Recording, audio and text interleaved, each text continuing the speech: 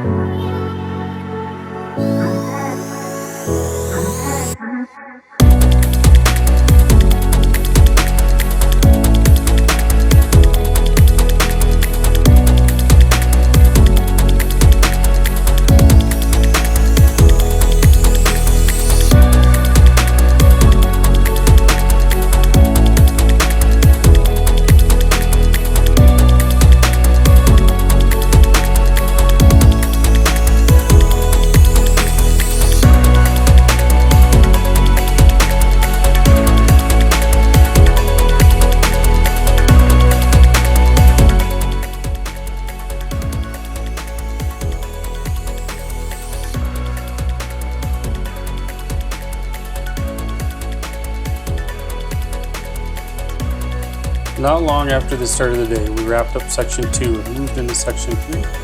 We found ourselves again in a familiar area around Mirror Lake. With elevations at 10,000 feet and above, it wasn't long before we ran into snow once again. Hunter breaks through the first few snowdrifts, but then even his rig got to a drift it wouldn't break. At that point, we decided to scope ahead with a drone, and what we discovered was a lot more snow.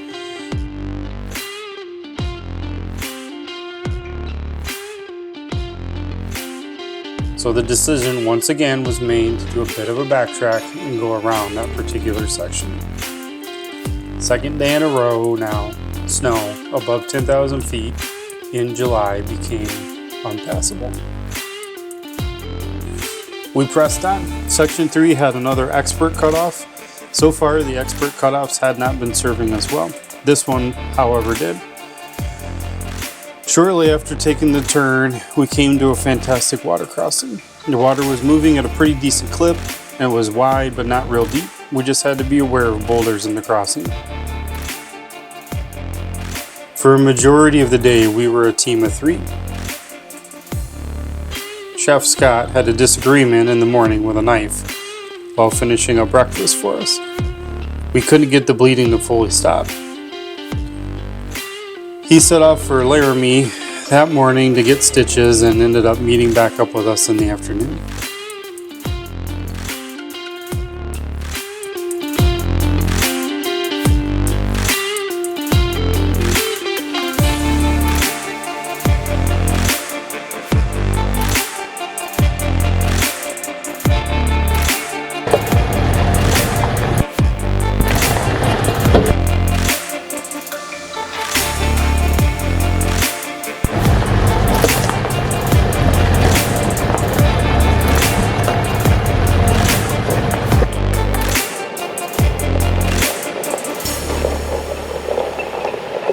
The next several miles were very slow and rocky, and to be honest, not a lot of fun, even air down.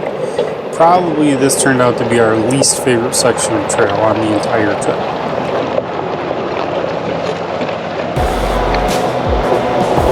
So that's an absolute banger of a shot I just got.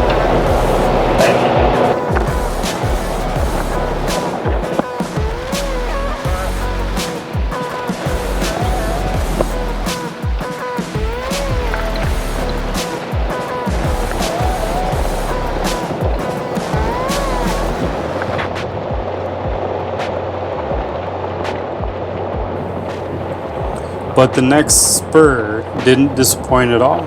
So if you're on the route, make sure you take the Kennedy Rock Spur. Kennedy Peak at 10,794 feet is well worth it.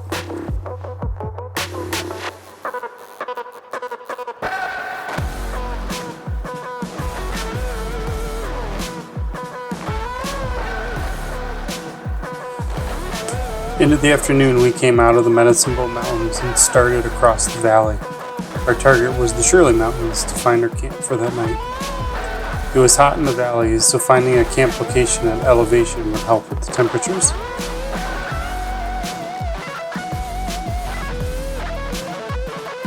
Once again, some interesting terrain changes as we headed through the valley. This section was very memorable.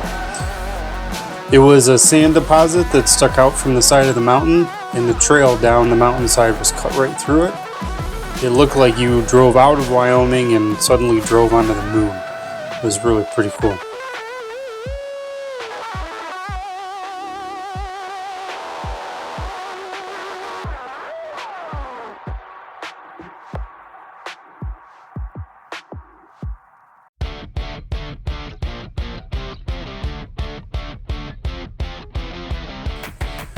We traveled on, watching a thunderstorm move across our path in the Shirley Mountain Range.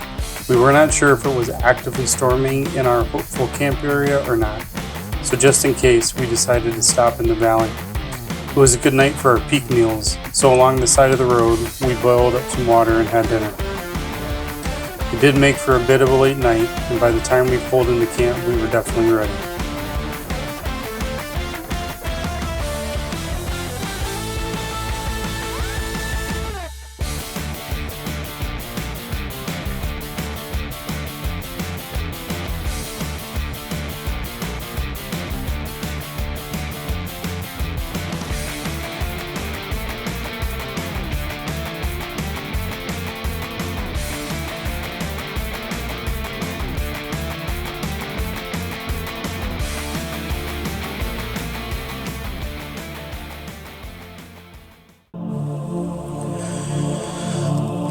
The next morning, the sun was out. Temperatures were quickly rising as we packed up camp. We did get the drone out, take a look around our spot in the world. One of the standout things about this route through Wyoming is we saw an amazingly small amount of people. We were looking for a remote, and boy did we get it.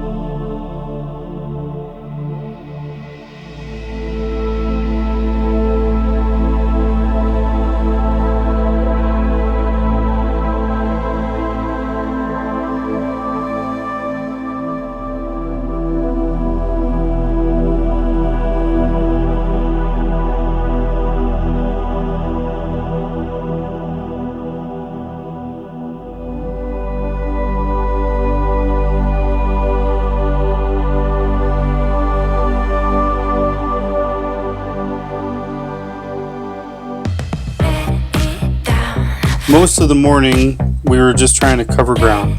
We headed down from the Shirley Mountains towards the town of Alcova in the Alcova Reserve. This completed Section 3, and we moved on into Section 4 of the Wyoming BDR at this point.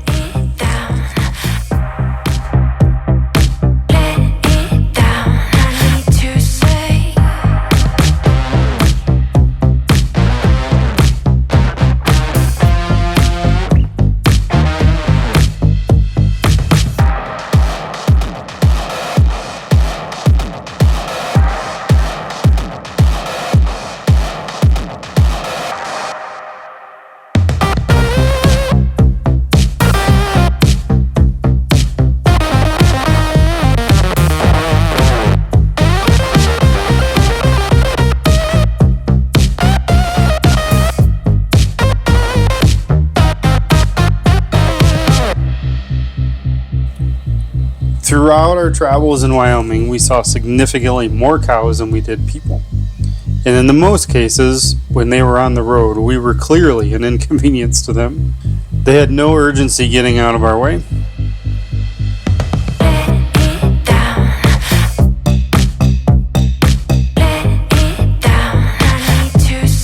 Although we were really looking to make up miles while these roads were in good shape, the cows had a very different agenda.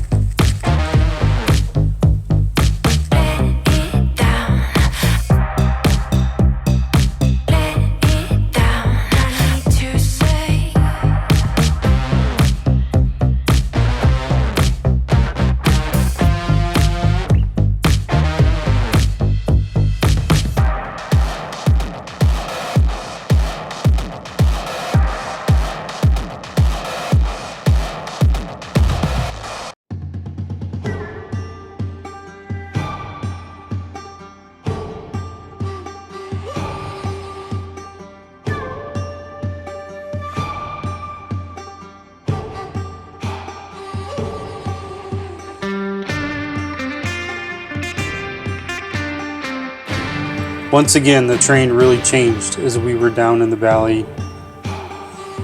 The area is called Rattlesnake Hills, and the route runs along the ridge for about 150 miles. For us on four wheels, it was a bit grueling.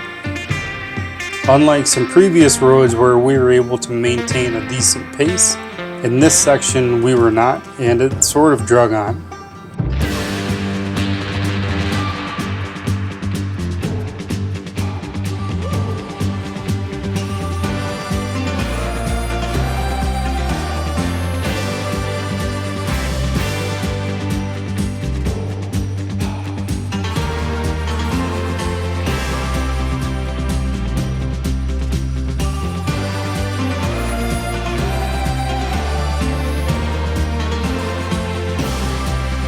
Although beautiful to be along the ridge, we did end up jumping off the route early on Ore Road. That ran us south down to Jeffrey City, where we then worked west to reconnect with the route. In part, this decision was made based on weather that was coming in and not wanting to be out in the muddy two tracks when what looked like and turned out to be a fair bit of rain came through.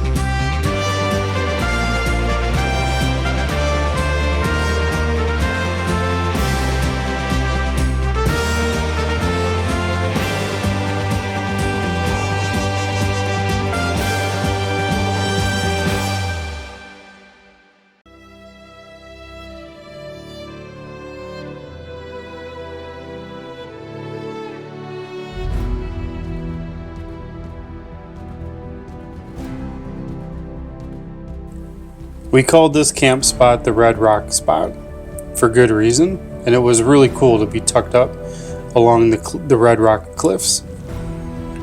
After yet another great dinner and a pretty amazing sunset, we called it a night and got ready for a big detour we were on for the next morning.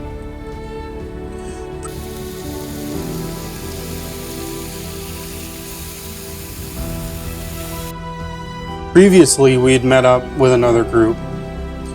They had current conditions on BDR sections to the north. All through the summer, Wyoming had been experiencing significantly more summer rain than average, and because of that, a lot of the northern sections were very wet and very muddy. The National Forest Service even had begun closing some of the roads. So once again, we were deciding what to do with plans that weren't falling into place. That previous night over dinner, with a map, the team decided on a detour. This morning, we packed up camp just before the sun came over the mountain ridge behind us, aired up, and prepared to hit some pavement and pointed west.